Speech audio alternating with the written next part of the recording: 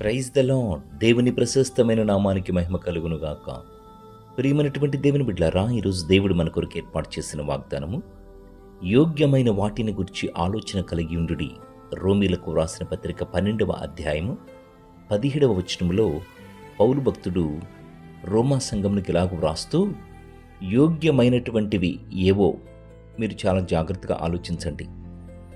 మన జీవితమునకు అవసరమైనటువంటి వస్తువులు ఏవో, మన కుటుంబానికి కావలసినవి ఏవో, మన ఆత్మీయ జీవితమునకు అవసరమైనటువంటివి ఏవో అనేది మనము ఆలోచన చేసుకుని వాటి కొరకు మనము ఆలోచించాలి. కానీ అనవసరమైనటువంటి వాటి కొరకు మనము ఆలోచన కలిగి ఉండకూడదు అని లేఖనమును బట్టి అక్కడ సంఘమునకు పౌలు భక్తుడు తెలియపరుస్తున్నాడు.